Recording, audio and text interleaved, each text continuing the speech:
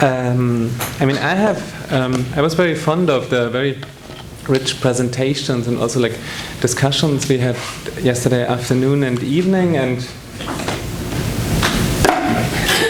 there's maybe two notions that stuck to my mind particularly, and we might come back to them today, so I just very briefly want to restate them. I mean, one is that we repeatedly came back to like more general and theoretical notions, issues, and questions about like materialisms, realisms, idealisms. And I think that a conference like this with all these experts together in one room is a great opportunity to also talk about these more like general and theoretical issues, which don't always have room, like when, for example, you write an essay or something. And secondly, what I also found really, really interesting, and what I expected a little bit less so maybe, was also that we kept coming back to different notions of like developments, and especially like genealogies of art, like we had in Kavio's paper. It was more like the internal development of Michael Escher, which he framed in a very interesting way. And then, but then we also had this discussion of like the airworks in relation to architecture, and then Luke in his response played this back to like the early airwork of Hans Haake and how that might have to do with kinetic art. And then also in Jacob's paper we had the trajectory from, if I may like generalize very broadly, like from Fluxus to conceptual art to perhaps post-conceptualism. And yeah, I mean, from what I know from the titles of the following papers, we might come back also to these questions of like what are adequate genealogies, which are like also problems of like when artists try to write their own history, or also how art historians have framed these histories of conceptual art and conceptualism. So without much further ado, I would now like to introduce the first speaker this morning, Larisa Dryansky, who is an associate professor of contemporary art history at Sorbonne Université in Paris, of course. Her research focuses on the intersections of art, science, and technology in the long 1960s, and on technological images, photography, film, video, in art since 1945. Her book, Cartographie de l'art conceptuel au land art, was published with the editions of INHA and Centre de something in 2017. Sorry. And it studies the cartographic and photographic practices of American artists associated with conceptual art and land art. Her work has appeared in various journals, including Res, Anthropology and Aesthetics, Intermediality, Les Cahiers du Musée National d'Art Moderne, Études photographiques, etc., and in several edited volumes and exhibition catalogs. Larisa was a senior research fellow in charge of contemporary art programs at the French National Art Institute, INHA, from 2014 to 16, and she is also the co-editor with Guillaume Legal of a forthcoming volume on photography and conceptualism titled Photo, Objet, Concept. And with this, I give the podium to Larisa. Thank you very much. I also want to mention that Christian Berger has a very nice essay in that book on photography and conceptualism, which hopefully will come out by the end of this year, if not in early 2020. So I also want to say that I'm particularly pleased by this invitation, because actually one of the first times I ever presented some of the ideas in this paper was at the Courtauld, the other building. And this was in 2013. It was at a conference that was organized by William McManus, who was the Terra postdoc at the time. And although Sarah Wilson probably doesn't remember it, the very, very first time I ever spoke about antimatter was also at a conference in Brussels, where I was very fortunate to meet her for the first time. So I don't know what to make of these strange science fiction connections between antimatter and the Courtauld, but so they are. Also, before I begin, I really want to sincerely thank the organizers of this conference, and particularly express my gratitude to Christian Berger for his amazing work in putting together this event and in making the book happen. So really, thank you very much. So this paper, in fact, picks up where my essay in the book ends, and that is with the notion of the incorporeal, which I briefly allude to in the conclusion to that essay. And this is the new direction that I've started working on since I finished the essay, and it is a sketch of this research, still in its early stages, that I would like to share with you today. The issue is how to get around the binary of materialism and immaterialism that, to a large extent, has structured the discourse surrounding conceptualism and materiality, and which I believe both this conference and the book intend to question. What is needed, and what I believe the artists I have been studying looked for, is a third term. Not a compromise or reconciliation between materialism and immaterialism, but something hard to describe and even harder to define that holds paradoxically both ends of the question together. And interestingly, when I was talking about this project to a friend in Paris, who was particularly sensitive, I guess, to the oddities of the English language, she pointed out that the spelling of the word incorporeal in English, and this is not the case in French, interestingly summarizes the problem well. Although etymology does not substantiate this interpretation, it is tempting to decompose this word into bodiless and real. So in my essay for the Conceptualism and Materiality volume, I engaged with this problem by studying how artists appropriated the notion of antimatter from the field of particle physics. I will return to this here, but from a different perspective. In the book essay, I showed how for certain artists, namely Pino Galizio, here on the screen, Piero Manzoni, Robert Smithson, Mel Bachner, Dan Graham, and John Latham, antimatter provided an alternative to the energeticist model for thinking about materiality. The idea of dematerialization, and this is also very clear in Lucy Lepard and John Chandler's article, the idea of dematerialization is indeed largely grounded in the modern scientific equivalence of matter and energy. From a strictly scientific point of view, antimatter too belongs to this framework. But what triggered artists' imagination was, on the contrary, the lingering materiality, in the sense really of substance, contained in the idea of antimatter. Simply put, antimatter is matter in which all the charges are reversed. A mirror image of matter, it is, like matter, made up of substantial particles. Antimatter was first discovered by quantum physicists at the end of the 20s, but it wasn't until the 1950s that research in this field really took off. A series of major discoveries, some crowned by the awarding of Nobel Prizes for physics, turned antimatter into a relatively popular topic, with news coverage, popular science, and science fiction publications spreading knowledge on this arcane notion. Today, however, my focus will not be on anti-materiality, as I call it in the essay, versus energeticism, but on how the incorporeal can shed light on the paradoxical space conceptualist artists, and also proto-conceptualist artists in the case of Galizio, navigate a space between material, so this paradoxical space conceptualist artists navigate between materialism and immaterialism. For this, I will rely principally on two sources whose discovery has validated for me the necessity of pursuing this line of research. And I also want to mention, even though she's not with us here again today, that it was a nice surprise to discover a few weeks ago, when I finally had the book in hand, allusions to the Incorporeal in Zabet Buchmann's essay for the Conceptualism and Materiality book.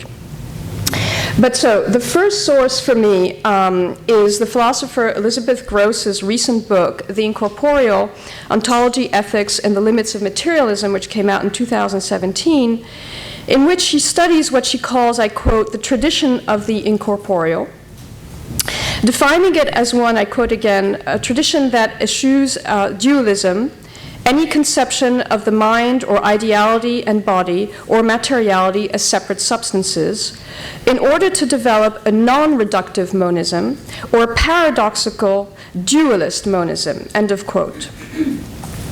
To begin with, what is relevant for me in Gross's approach is that she envisages the incorporeal not as a fixed concept, but rather as a question or problem recurring throughout the history of ideas. The term incorporeal comes from the Stoics. Stoicism is a materialist philosophy, of course, but its physical theory rests on the idea of the four incorporeals, or what the Stoics call, and I don't know how to pronounce this in English, asomata maybe, non-existing entities that are at the same time, I quote Gross, the immaterial conditions for the existence and functioning of matter. So there's this idea that there are incorporeal conditions that sustain materiality. And so these four incorporeals are time, place, the void, and the sayable. So the first three for us are clearly related to physics, and the fourth is much more complex. It has to do with logic, but in the Stoic system, all this holds together. Starting with the Stoics, Gross, however, traces a much longer history. Significantly for our discussion, among the philosophers that Gross identifies as essential figures for the incorporeal tradition, we find Deleuze, whose logic of the sense, which takes as its inspiration the Stoic Asomata, was published in 1969, coinciding with the high point of conceptual art. What Deleuze, again, perhaps I can hear some of you say. But the originality of Gross's approach lies in the way she complicates the prevailing view today of Deleuze as a materialist. And that's also how he's used within the context of new materialisms. More generally, what I find stimulating is how, in the context of, I quote Gross, today's rise of so-called new materialism, Gross calls for, I quote again, a new idealism, no longer Platonic, Cartesian, or Hegelian in its structure, that refuses to separate materiality from or subordinate it to ideality, resisting any reduction of the qualities and attributes of each to the operations of the other, end of quote. So this is interesting. It resonates a little bit with some of the papers yesterday, and I think there's this undercurrent that's also at the core of the Conceptualism and Materiality book is in this context, indeed, of the importance of new materialism. Maybe we can also take another perspective on these questions. The issue is not to reject, of course, new materialisms, but as Gross puts it, once again, I think in a very stimulating way, how can we think a new idealism, which would not be Hegelian, or maybe Hegelian along other lines, if I want to refer to Zabit Buchmann's paper yesterday. So again, what I retain from Gross's study is how we might think materiality in art in ways that exceed materialism, in her words, but without in any way relinquishing its reality. And in this, I'm also encouraged by the philosopher Anne Coquelin's book, Fréquenter les Incorporels, Contribution à une théorie de l'art contemporain, which came out in 2006. This volume is especially relevant in that it looks to the Stoics' incorporeals in order to better understand the prevalence of seemingly dematerialized practices in contemporary art proper, so starting with the 60s, but up until today. The incorporeal for Coquelin thus provides a way to explain contemporary art's predilection for the invisible, the immaterial, and nothingness without resorting to facile notions of mysticism or spiritualism. But whereas Coquelin proceeds by systematically demonstrating how each of the Stoics' incorporeals in turn applies to different key aspects of contemporary art, my preoccupation is more generally with how some proto-conceptualists and conceptualist artists envisage matter as such. Also, unlike Coquelin, I'm not grounding my approach in Stoicism proper, but rather in a wider constellation of ideas. So today, taking Antimatter as my entry point again, I will be looking at four artists who each dealt with this notion: Smithson, Bachner, Graham, and John Latham. Smithson is an exemplary figure for introducing the ways in which conceptualist artists engaged with the paradoxes of materiality, or what he called, I quote, an uncanny materiality, combining concreteness with insubstantiality. To try and pinpoint this elusive notion, Smithson referred to antimatter. Thus, in a 1965 essay on Donald Judd, he asserted of his colleague's sculptures, rather enigmatically, I quote, "The concept of antimatter overruns and fills everything, making these very definite works verge on the notion of disappearance. The important phenomenon is always the basic lack of substance at the core of the facts. The work seems to have no natural equivalent to anything physical, yet all it brings to mind is physicality," end of quote. Smithson's reading of Judd's sculptures as permeated by the notion of antimatter is no doubt debatable. But turning to his own works, it is possible to detect several traces of his attraction to this concept. Perhaps the best illustration of this is Non-Sight, Essence, Soil, and Mirrors of 1969. The piece is composed of a square mirror set on the floor with 4 vertical mirrors on top forming a cross and dividing the floor mirror into 4 corners. In these corners, the artist deposited piles of soil collected around the German city of Essen. As the philosopher Céline Flécheux demonstrates, this non-sight's very materiality rests on a mirror-based illusion. When discovering the work, the viewer is trapped into thinking he or she sees one single pile of soil on one complete square mirror, when in fact only one corner can be properly viewed at a time. The mirror reflections create the illusion of transparency and the impression that the pile continues beyond the surface of the said mirrors. Matter here is converted into antimatter under our very eyes, shown in the mirror deprived of substance, yet insistently corporeal in its density and formlessness. Among the American artists traditionally associated with the conceptualist nexus, Smithson was probably the most explicit about his interest in an incorporeal anti-materiality. However, there are indications that this topic also inspired several of his colleagues. In 1967, Bachner made sketches for a group of unrealized works bearing the inscription "Holes for Dirac." This mention references, with a spelling error, the quantum physicist Dirac, who first predicted the existence of antiparticles in the late 1920s. While Bachner might have misspelled Dirac's name, his drawings demonstrate that he had more than passing knowledge of the physicist's theory. In this case, the artist was alluding to what is known as Dirac's hole theory, the founding thought experiment which enabled the physicist to hypothesize the existence of a new kind of particle, the positively charged counterpart of the electron, later known as the positron. So here I found a not very explicit sketch, but that I think summarizes or gives some indication of what this theory is about. So this hypothesis relies on the idea that the vacuum, what you see here on the bottom with these the horizontal lines, so the vacuum is in fact not empty, but is like a bottomless pit or ladder with every rung occupied by negatively charged electrons, and whose surface, corresponding to a degree of zero energy, is similar to that of a calm sea. And so the idea is you have to imagine that one of the negatively charged particles is suddenly expelled from the sea's surface, and should it be expelled in this manner, it would leave behind a hole. But the absence of this electron would simultaneously appear as a positively charged particle with positive energy. So the idea is basically that the negative is transferred, converted into the positive, basically. So Dirac's theory relies on notoriously complex mathematics. Yet for a clear introduction to these ideas, Bachner could also turn to Martin Gardner's book of popular science, The Ambidextrous Universe, which came out in 1962, a volume that both he and Smithson and other artists in that circle enjoyed very much. In the chapter on antiparticles, Gardner explains the whole theory using the simple image of Sam Lloyd's 15 puzzle, a game whose object is to slide squares around by continually pushing a square into a vacant hole. The structure of this game strongly suggests comparisons with the grids of Bachner's sketches.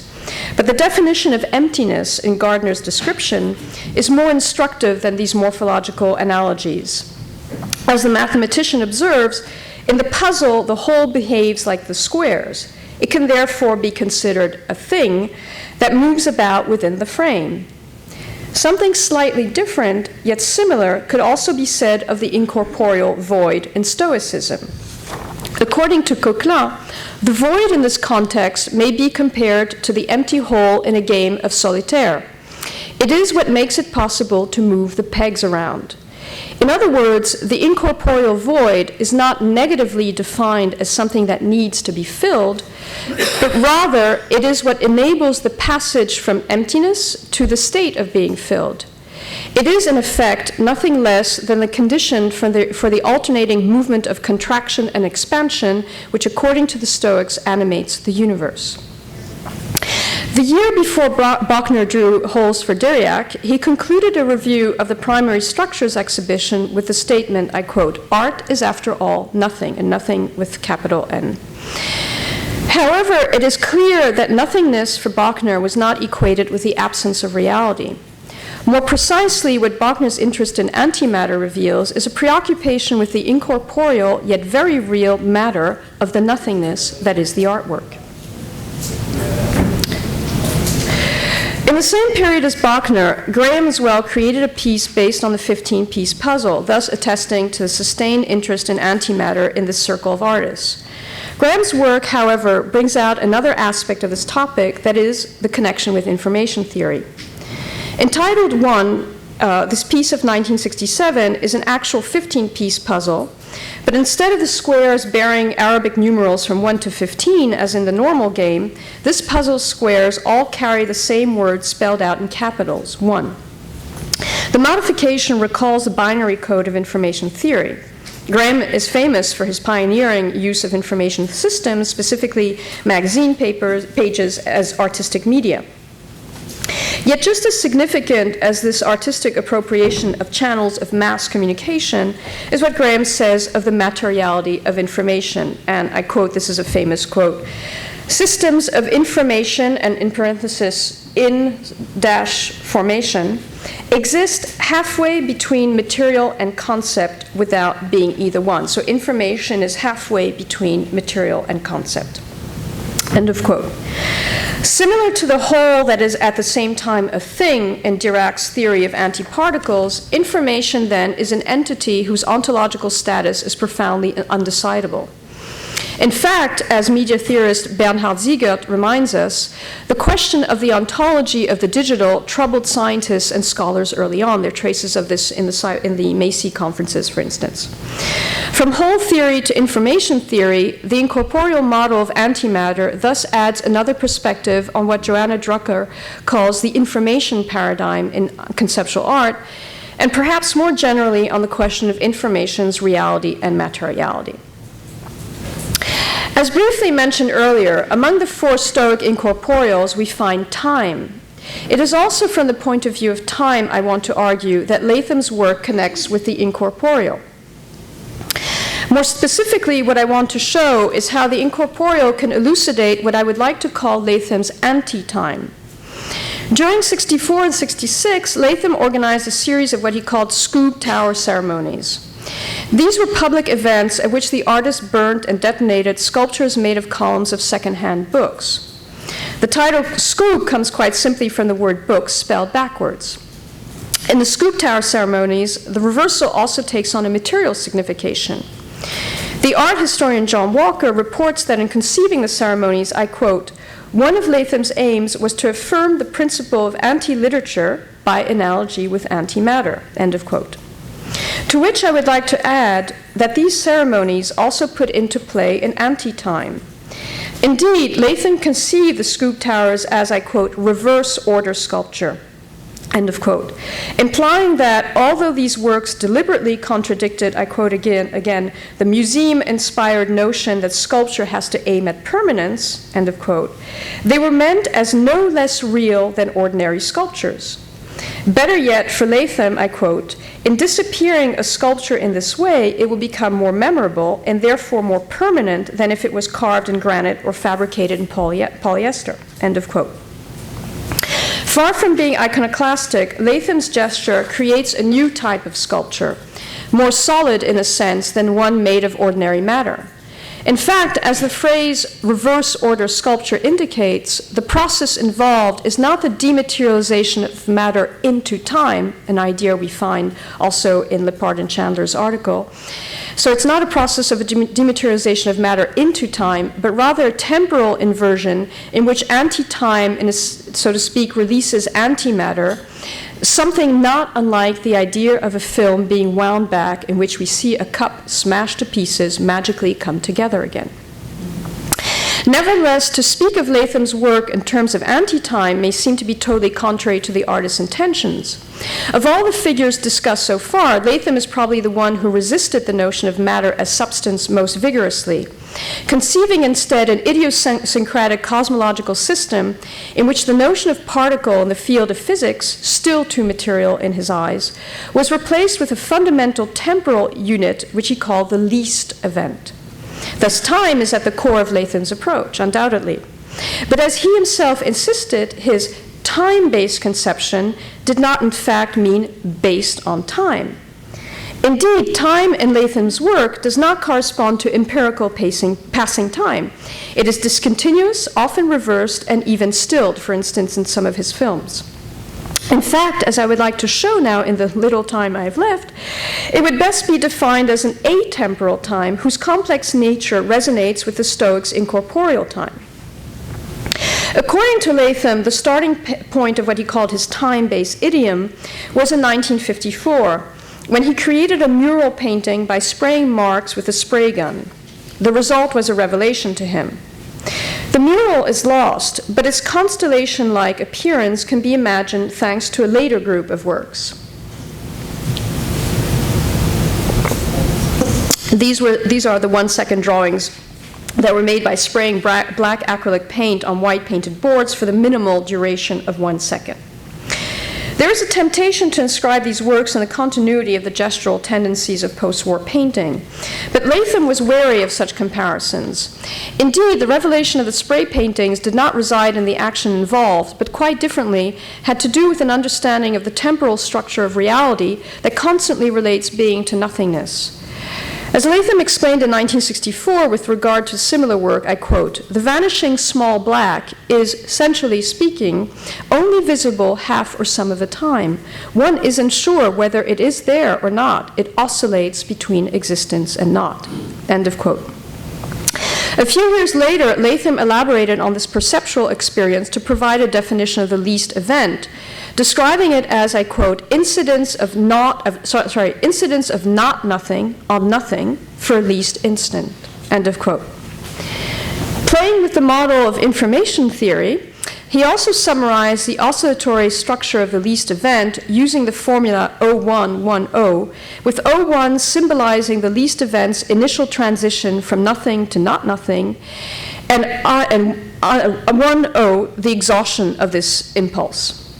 The point I want to make here is that the time of the least event is not that of time as flow, but rather something akin to the Stoics' definition of time as interval, or, as Coquelin describes it, a kind of suspension, I quote here, Coquelin, a kind of suspension of the movement of time, a pause, a stop in its continuous run, but an illusory suspension, a coming to a stop that vacillates, end of quote. And I choose this illustration because it is a fake full stop. You know, as you can see, the full stop is sort of vacillating here.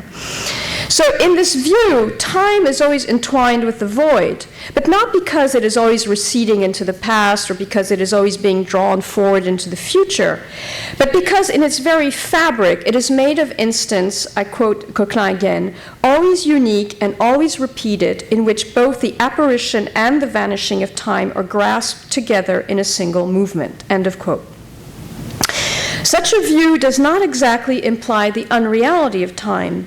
Similarly, for Latham, as mentioned, the least event was the actual micro unit of the cosmos. But of course, it would not be proper either to say of the least event that it is real in the sense of an ordinary thing. Rather, the reality of Latham's least event brings to mind Deleuze's own definition of Stoic incorporeals as events, I quote. "They are not things or states of things, but events. It cannot be said that they exist, but rather that they subsist or insist, having that minimum amount of being that is appropriate for what is not a thing, a non-existing entity," end of quote. And this is very interesting because insistent repetition is, in effect, the process by which, in Latham's system, least events appear to congeal into immutable things, and his name for these being insistently recurrent events, or IREs, as he calls them. Yet again, what is more evanescent and intangible than an event, be it one that insists? On the other hand, what has more effect on reality? As Foucault declared in 1971 in the Discourse on Language, echoing the words of his close colleague Deleuze, I quote, "Events are not corporeal, and yet an event is certainly not immaterial. It takes effect, becomes effect, always on the level of materiality.